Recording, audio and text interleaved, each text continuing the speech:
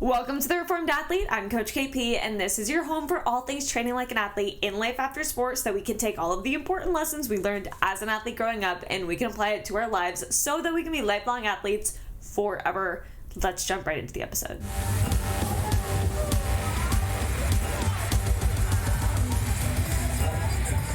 Welcome back to Season 2, athletes. This is our first podcast episode post the 10-day series. So if you guys have not caught up on the 10-day How to Train Like an Athlete in 2025 to make it the most athletic year of your life series, go back and watch those 10 episodes, because throughout those 10 episodes, I teach you exactly through 10 different lessons how you're going to spend this entire year training like an athlete at the gym so that you can enjoy your life outside of the gym too, so you can have fun inside of the gym. That's what we do here. There's a lot of important life lessons from a mentality perspective, and there's also a lot of physical strategy that you can apply to your gym workouts. So it is a golden series, if I do say so myself. So I do recommend checking it out. Today we're going to go over a very important topic that is, personally prevalent in my mind right now. And I was just having this conversation yesterday with my hairdresser. She's also just a really close friend of mine.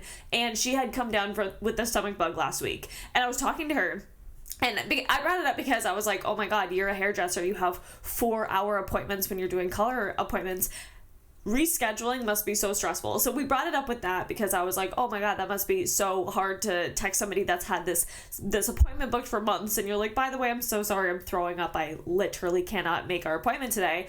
And then she's so booked, when are you supposed to reschedule it? So we're talking about this and I was like, oh man, that must be the most stressful part of this.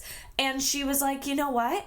That is stressful, but luckily my clients are awesome, so we were able to make it work. She said that the most stressful or the most annoying part of coming back from having the stomach bug that apparently is taking the country by storm right now, because I've had clients from all over the country. Like, I'm in California and my client most recently from Massachusetts, he got it. So this is a worldwide issue right now, this damn stomach bug. But she was saying the most annoying part for her has been getting back into the gym after feeling better. And that's what I want to talk about today. We're going to talk about getting back into the gym after you've had to take a forced hiatus of kinds. So whether that was because you got the stomach bug and you were just out for the count for a week, whether you got COVID, because I have another client that just got COVID, or whether you're coming back from an injury. And that's where I will start to explain more of my personal perspective on the situation and why that's impacting me right now.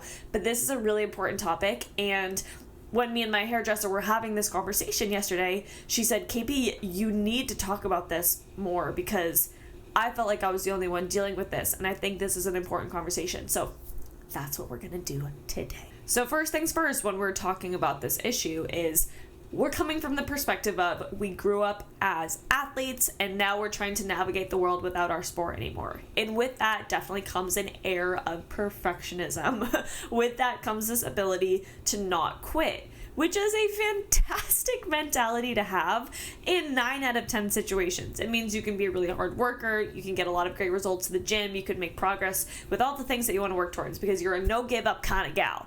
But here's the thing, there are cases, that 1 out of 10 case, where this starts to become your biggest weakness.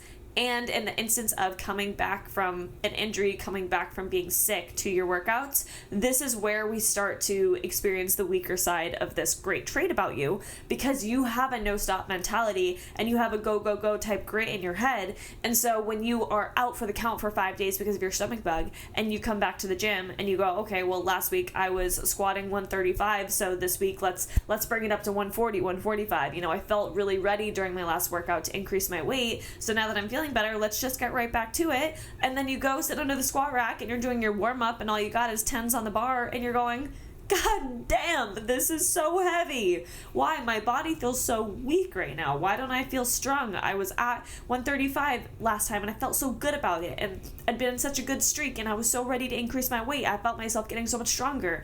And now my warm-up weight feels like it's kicking my ass.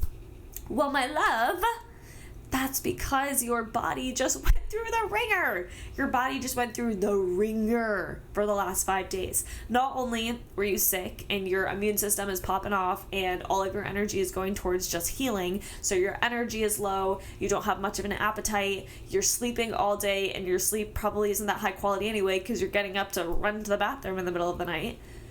Mix that with the fact that you weren't really eating that much because you couldn't eat that much, or you didn't have an appetite, whether it's COVID or the stomach bug. Your nutrition's really off. Your sleep patterns are really off. Your entire routine is disrupted because of this very inconvenient experience that you just had. And so not only is your body exhausted, not only is it still healing, not only is it still recovering, but it's just kind of malnourished. It's mal taken care of. And again, that's not through any fault of your own. This is just something that happened. But because that's your reality, now we have to adjust around it. Yes, of course, we hit 135 on our squat last time and we felt amazing. That's awesome. More power to ya. We love a heavy squat. But the thing is, you got to face the reality of the situation. If you're not feeling good, or you haven't felt good this last week, and you're just starting to ease back into the gym, then let's adjust our expectations. Because you're not going to come in and be like, well, I just took a week off and I felt great the whole time and I was taking care of myself. I just decided to take a week off. That's not what happened. What happened was your body was in a state of fight or flight. Your body was in a state of recovery. Your body was in a state of illness and of fighting. And now it needs to ease back into its routine. So odds are the first week that you come back from your workouts, this is not the week that you're going to progressively overload what you did before. It's a week where you might repeat exactly what you did right before you got sick. You just need to get yourself up to par again. You just need to get yourself to a point where you can confidently move your body and see that it is actually recovering and that it is upholding all of this energy expenditure that you're eliciting from it, because now your body's back to normal. This is a week of testing the waters, seeing how your body feels, and adjusting accordingly, making sure that you are creating an appropriate response based on how your body's feeling. This is a week where you get to ultimately practice and really, really hone in your skill of listening to what your body is communicating with you. And I know it's frustrating because you're so excited to get back into it. You were forced to take a week off of the gym and you didn't want to do it because you love working out and you'd been making such progress. But the thing is, you got sick. That was the reality. So now we have to readjust our expectations and set it to be more realistic to, okay, I wasn't fueling my body well last week. I couldn't. My energy was low. Everything was going to fighting illness. It wasn't going to feeling my best. Now that I'm back in my routine, let's have a week where we just repeat what we were doing before or build back to the point that we were at before, so that next week I can progress my weights, so that next week I can get stronger again. Because the thing is, if you rush the process, you're going to mess things up. If you try to hit a higher squat, if you're trying to get 145 this week when you'd hit 135 the week before you got sick, and you jump from your week of being sick into 145 on the bar for your squat, my dude, you are not setting yourself up in a good position, because you can either hurt yourself because you made an irresponsible decision at the gym and you lifted too much weight, or you can demoralize yourself going, God, I'm so weak now. I lost all of my strength. What's even the point of this? And then you feel like a failure and you don't want to show back up. There's both a physical aspect to this and a mental aspect to this. So I'm urging you, I'm pleading with you to be kind to yourself the week that you come back from being sick. When you are coming back from having a week off, or however long you took off, let's make sure that you are starting with realistic expectations, that you are adjusting your expectations heading into the gym, and that you are allowing your body the time to get back to where it was before, so that you can continue to build your strength and build your power and build your athleticism from this point. We cannot just trick our bodies into thinking that it wasn't sick. Our body had a week where we were not taking care of it the way we needed to because we were busy fighting an illness. So we have to be realistic, and we must, this is important, as much as we have to physically adjust our expectations, we must also mentally adjust how we're going to speak to ourselves this week. There's no down talking yourself. There's no telling yourself there's weak. There's no telling yourself that you've lost all your strength. Oh my God, I can't believe it all went away in a week. It didn't. It didn't, so let's not start with that. Your body just needs time to get back on track. This is not a week where you just decided to mess around and not go to the gym because you didn't feel like it. This is a week your body was busy doing other things, helping you feel better, and you should thank your body for that, because its immune system clearly did a good job if you're feeling better, and say, okay, now my new adjusted realistic expectation is I will head to the gym with the mindset of getting my body back to the point that it was at before I got sick, and then I can build my strength and my power and my athleticism from that point, okay? That's how I want you guys to handle coming back from an illness, coming back from being sick. I don't want to hear any complaints. I don't want to hear anybody argue me on this. You got to develop the skill of listening to your body and listening to what it's telling you. You can't fight that. You need to be in cahoots with your physical health. You need to get your mental and your physical on the same page. Your life's going to get exponentially better the minute you start to figure out how to communicate in this way with yourself. Okay? Now, the other perspective we're going to come at this from is a perspective of not just being sick for 5 days, but of coming back from an injury.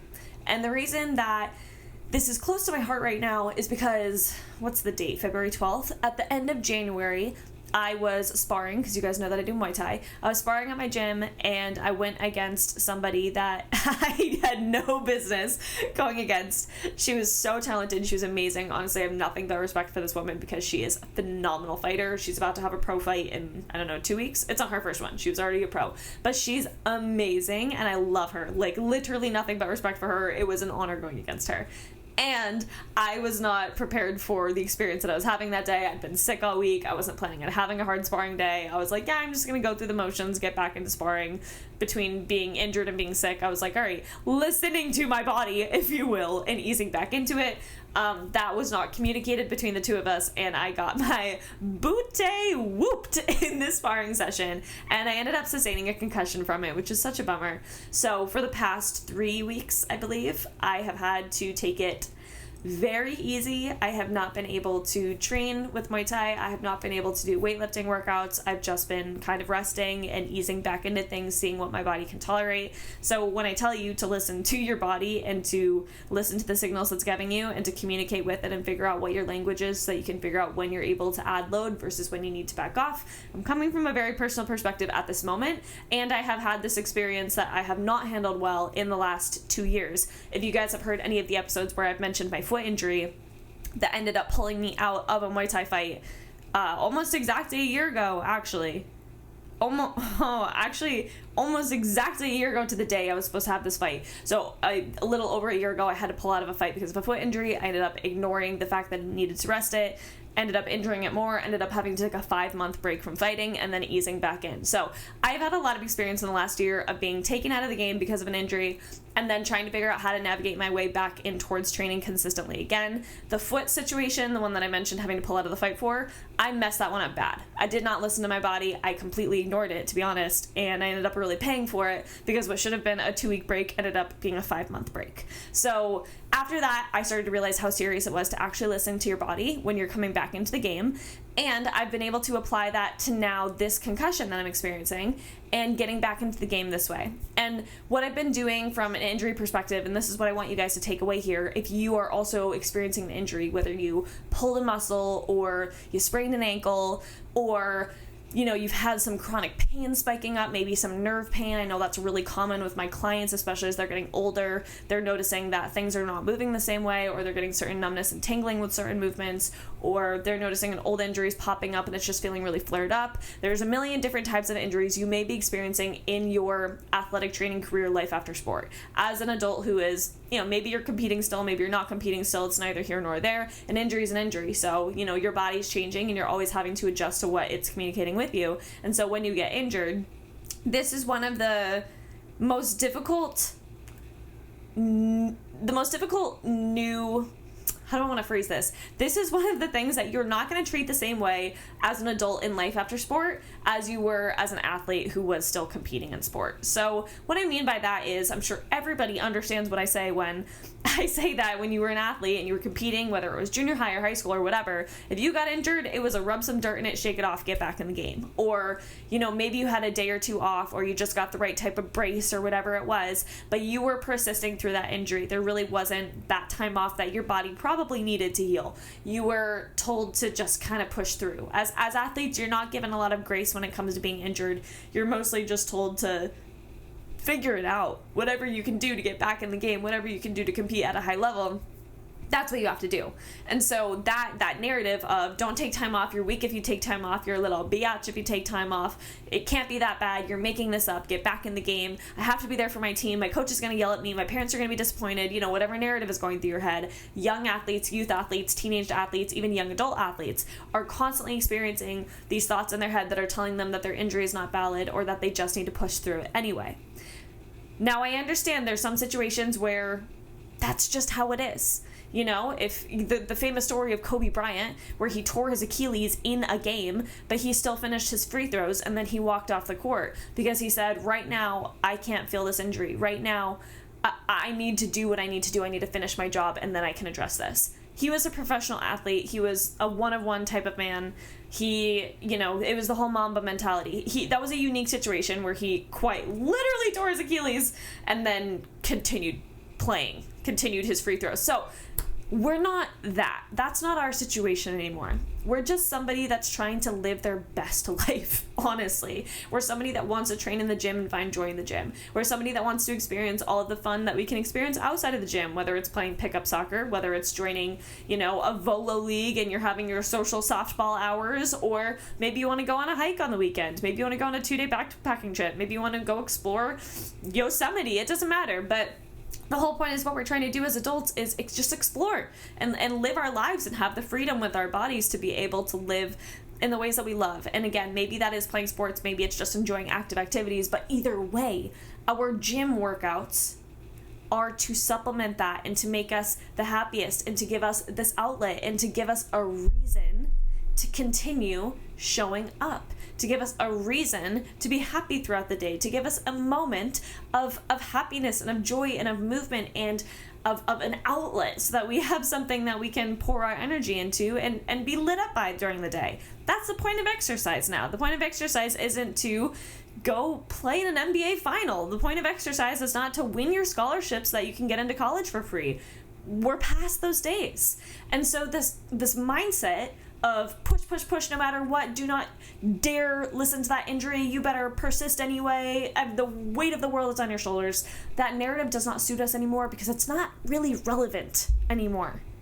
Except for the rare exception, that just doesn't make sense to our lives anymore as former athletes who have decided to embrace this lifelong athletic mentality. So as I was saying earlier in the episode, this grit, go mentality that is so great for us in 9 out of 10 situations becomes our biggest weakness in this type of situation where we're injured and all we've ever known is to push. But what we need to relearn now, what we need to readdress, what we need to restructure in our minds is that doesn't serve me anymore. I need to have a different mentality if I want to see the most longevity, if I want to have the most sustainability, if I want to see the most benefit out of my workouts in my post-athletic career life. And I know it's not easy because you're really having to unlearn patterns that have been deeply ingrained in you since a very young age. And that's a difficult task. That's a hard thing to do because this is, again, deep in our subconscious that you don't take a break from injuries, that you persist through, that you show up anyway. All that does as adults is hurt us more. All that does is make our injury worse. All that does is make our symptoms more exaggerated. All that does is have us take more time off in the future because we decided to ignore something that could have been fixed immediately in our present. So when you experience an injury, not only is it absolutely crucial that you rest it and that you recover it and that you don't do this passively. This is an active process that might be getting blood flow to it through gentle walks or through swimming or through biking, or maybe it's going to PT, maybe it's going to a coach that can help you work through this injury. This is an active process. You're not just sitting on your butt all day. However, when you start to come back to exercise, when you start to get back to the gym, that's when the mentality changes. Because as you're coming back from this injury, as I'm coming back from this concussion, as I was coming back from that foot injury, there is so much communication that has to be had between you and your body in order to successfully actually come back to exercise for the long term from this injury. Because again, if you ignore what your body's communicating with you, you're just going to be taken out of the game later. You have to address this conversation that your body wants to have with you. And I get it. You are going to go through some mental talk. You are going to go through some struggles with yourself. I personally experienced this. I am personally experiencing it right now. This is not something that you heal overnight, and it might not be voices you ever get out of your head. But as long as you can combat those voices that are telling you to persist, to push, to ignore the injury and go anyway, as long as you're pairing those voices with, or combating those voices with, I should say, the voices that tell you, hey, it's not that deep anymore. You can take a break. Hey, it's actually good to take a break because then you're going to come back even stronger. Hey, let's be nice to ourselves as we come back because it's going to be slower than it was before. You were at a point where you were peaking before and then you got injured, and now we're easing back so that we can build back to a point of strength where we can peak our performance, we can peak our athleticism again. It's so logical. What I'm saying right now is so logical.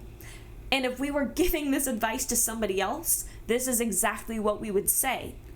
But because we're speaking to ourselves, and because we have made this narrative in our head that, we suck if we don't push, that any injury or any time off is just, giving ourselves an excuse to slack or to be lazy, whatever narrative you specifically have in your head, that's up to you to decide. But those are some common ones that me and my clients experience, and that I think a lot of former athletes experience. It's so much easier to be mean to ourselves and to not see the outside perspective when we speak to ourselves, but it's so much easier to give the advice to somebody else. So this is a moment of taking your own advice. This is a moment of saying, you know what?